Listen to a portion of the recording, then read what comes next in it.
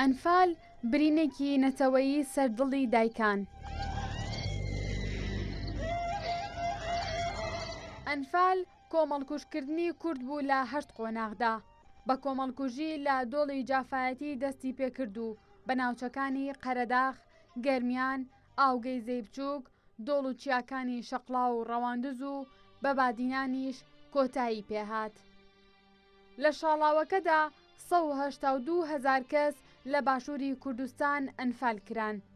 ئەم کۆمەڵکوژیە بە سەرۆکایەتی سەدام حوسێن سەرۆکی ڕژێمی بەعس و بە سەرکردایەتی عەلی حەسەن مەجید ناسراو بە عەلی کیمیایی بەڕێوەبرا.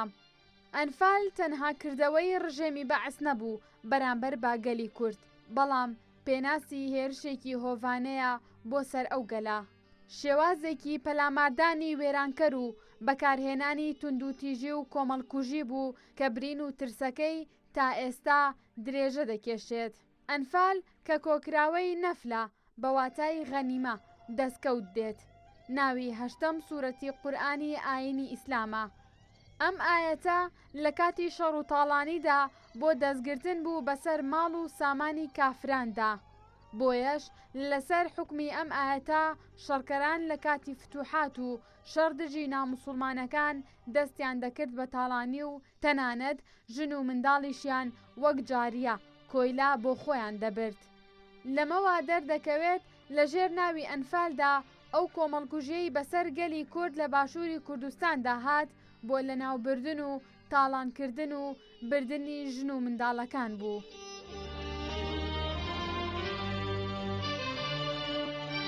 ئەنفال لە 23 شوباتی 1970 لە دۆڵی جافایەتیەوە دەستی پێکرد و لە 6 ئەیلولی هەمان ساڵدا لە بادینان کۆتایی پێهات. لەو ماوەیەدا 182,000 کەس ئەنفال کران، 4,000 گوند و 30 شارەدێ سووتێنران و ڕوخێنران. 250 شارۆچکە و گوند لەژێر هێرشی چەکی کیمیاییدا بوون.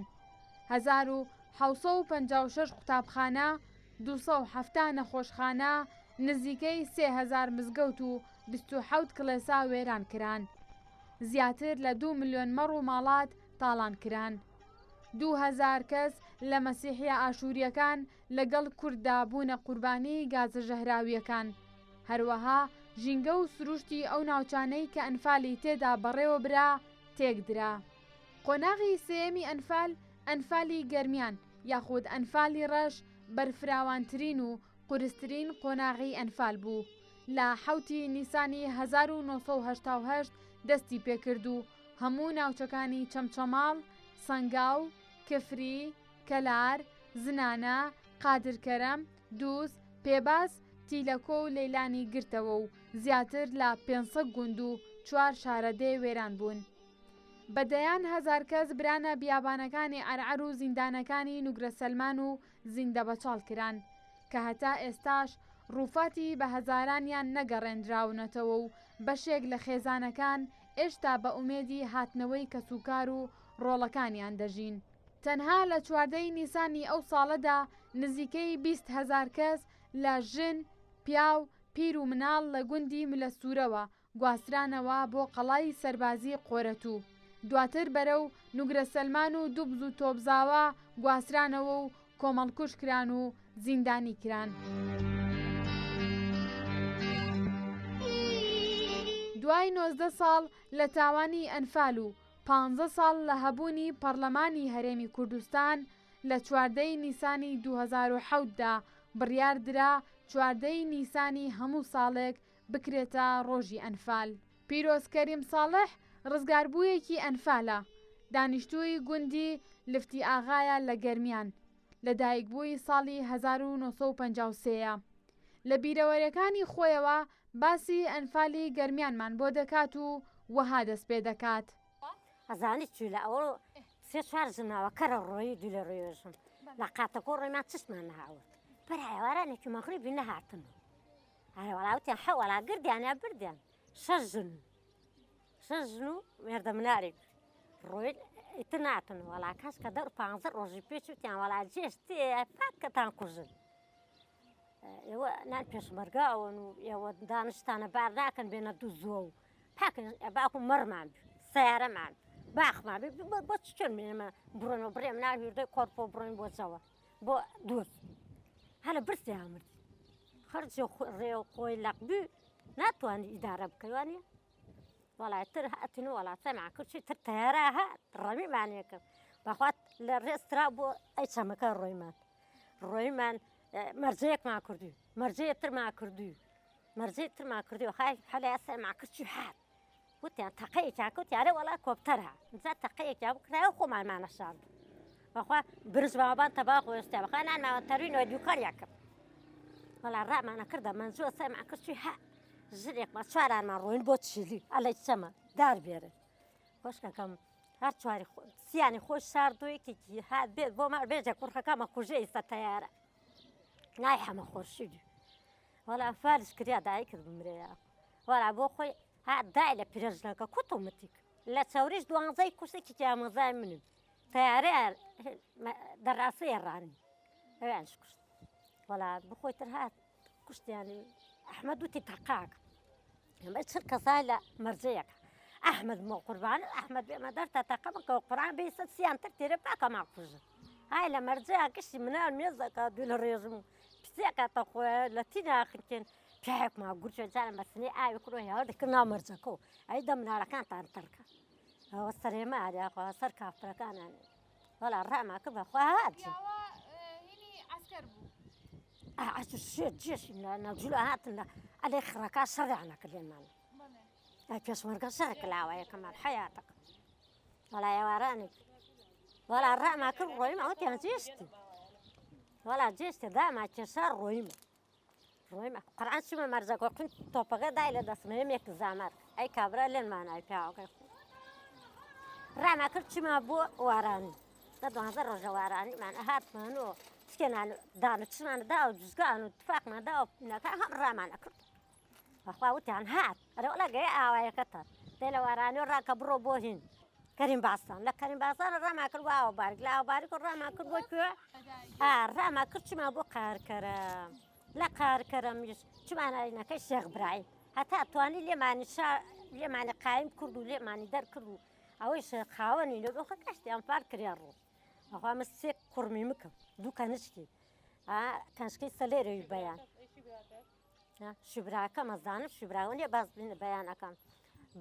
شوبراکەم شوانەکەەوە دەستوێ ئەیە لە ژێری هینا چێبان لێ ڕانیاوی ڕانەکەی چێبان جێشەکەی ناچوە لەیان کوشت پیرۆزکەریم بیرەوەریەکانی کە هەندێکی کاڵ بوونەتەوە بەڵام بەسەرهاتی ئەو ڕۆژانە دەگێڕێتەوە کە لە لێشاوی ڕاکردنەکەدا سێ منداڵ کەوتونەتە ناو ئاوی چەمەوە و نەیانتوانی وەڕزگاریان بکەن ڕاما کرد بۆ چەم ڕاما کرد ڕۆیمان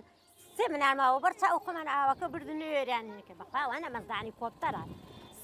خۆن 4 منارم بوو ئەیش با براکەیان پالایی پیاوەکەی خۆمە ئەوش حەوت دەنێکی بوو چمە ناو چەمەکۆ سەرگشتیانم کرد لە قوڕ سێ بەرمارمش هەر کەسا لە قوڕەکە دامەبانێ بەراگشتی ئاوا لەرزاکە زمسانی وەڵا حەیاتم ڕۆیت و مەزە ئەمجا هەر ڕۆژی ئەمر ئاوایەکێدا باش لاقەمانی نەکرد ڕاماکە چیمان لە ئاوایە کەسەماکە چی لە شیش و مامر و بەرق و کەشتی کوژیا تۆپی لە برسیا و کشت تەیارە کوشتیەتی بەخوا هات بەخوا ڕاما کردە خانیە و کوشتما پیاڵە حەدا بەغاوز یا ئەڵڵا تو مەزە ئەمرەوەیشە دەستی لاقەمانی نەکرد وەڵا ڕاما کرد چما بەکەریم باسەستم کردی سێ پێشمەرگە یەکێکی لێرە کوشتان قەم خۆمانی نای تارق یەکێ تریش دوانیان کوشت وەڵا ڕۆیمانە لە زەنگەیش دوانتریان کوشت خۆشکانی بەیانی ئەمفانان کردیاوە لاو چایە خۆی دەرکرد بۆ براکەی خۆی کۆتومەت کرد ویست خۆیان کردە قوڕ ڕۆین هاوردیان کردیانە ئارەبانەکەمان عوباڵتەم نێ دوو ئارەبانەی 45 کە سوار بوومە مەغریبە تۆ مەزای پیاوەکەی منە ئاوها ئاگرێکی کردە خوا کولۆ دیر و کەپتمالەیەکی کردە شوێنەکەمانە پڕ ناو ئارەبانە و هێنەوە بیگانیانی لە شوێنەکە خۆمانە نەویمان ئەگەر ئاور و دوور و نەکەپتانماوە یەک دانێکمان دار ناچی پاکە مالی کوشت نانمان لێوە خوار قوڕ وەسەنمانە دوو خۆمانەوە سوڕ ئەمانە کرد بەس بۆ مناڵەکانمان ئەی محلەیە ئەچمان لە هێن کەریم باسان نعن هەوێر چش جێمای ئەمە هەر بۆ مناڵەکان ئەیان خوا ئەوە سەرێمان چمان لە قارکەریم لە دوزۆ خەڵک خوا دەرکە دەرکەن قەومان بی دەرمانیانەکە بەخوا چنا حەوشەکانە گەڕێ ئەمە بزان ناتە هی دەشت بێت بۆ دووز پاک بێخانیتان بۆکەین و پارەتانە پێچی قەومە عەشرمان بێ پاک ڕۆین چون سجنەکە و زی لە هات و خەڵکی بارە کردو ڕۆی حەیاتەکە ئێمە شێخ برایم شاردمانی ئەوان بران بۆ ئەنفال ئەرە وەڵا گشتی ڕۆی یەک زیڕای ئاخردانە ژنژانەیە گرت مناڵە گیریا چیوە نەکریا خەرگەیە کوژریا ئەگە بزانانی چێ سەرمان نات ئەخە فکرم نەمایستە من غەی دیمە بەخوا تەیارە ڕەمیمانێ کرد خوا کولەکە ڕەت سییانمان ڕۆیمان بۆ چەپ هات ئەوەکسەنە ئەی ئاهات و کۆمپتەرەکە ئاهات خۆمانمان چمانە ژێردا لۆبێ گرمان خۆمانمان گر لە قوڕەکە چمانە ژێری ئەرەوە کەڕەتێکی شەما شایەتمانەمانەوە داوامانەکە نازان ئیسلامی چوو لاقەمانی نەکرد نەمانی کوشت ڕۆی لە چاوری ڕەمی کرد زانیم ئەیرە نییەوە دەست لە چاوری ڕەمی کرد سێ ژنی کوشت سێ ژن و پیاوێکی کوشت هەڵا پیاوەکە کەوەرێ فرۆشت کەرەویست سەری کوردی و کونایەک دایە خەراکەی بڕوی لەرە وەڵا خەرگەیرەوە شتێک فرۆشت ناح شتێکمان بۆ دەرنەچوو قورئان پای پەتێ ڕەویمە ئاوامە کردمانی ڕێک درڕکم لە پام دەرەکرد مناڵەکانم ئەخواوە سەرێما وەسەر نازان بێژمە کافرەکان شارێن پێش وەرجە 28 ڕۆژ ئەوە نەتەوامان قایمینەوە ڕۆیمان تەیارە ڕەمیمانێک لێمانێ کوشت بەخوا ئەلەیرا پەتێ لە وەڕان سیان دووی کوشت یەکێکی ڕای کوردی ئاوە پێچی بوو خۆی دایە ناو کۆریانەکە و ڕخۆرەکە و بازیکوی گەیمان وەکەر وایە برما بڕین بیون بنەوە هین بڕۆن وەشە بڕۆن تیماریکە بۆ خۆی حەیاتەکەم بۆ خۆی لە ڕێوتی دایەکتکی ئاوم بۆ ڕخۆرەکەەوە دەست کردمانە ناوە مرد کوڕەحیم مەحمی ناوی یەکێکشی کوڕماڵ ئەی سالەمیشتەیە تەیارە کوشتی خەڵکی گوندەکانی گەرمیان لە ساڵی 1970دا ئەنفال کران لە دوای ڕووخانی ڕژەمی بەعسی عێراق و ڕاپەڕینی خەڵکی باشووری کوردستان گوندەکانیان ئاوەدان کردەوە بەڵام برینی 182,000 ئەنفال و نەگەڕانەوەی ڕووفاتی ئەنفالکراوان و بە جینۆساید نەناساندنی ئەو کۆمەڵکوژیەی گەلی کورد برینی ژنان و دایکانی قوڵتر کردووە کە هەندێکیان بەو داخەوە سەریان ناوەتەوە.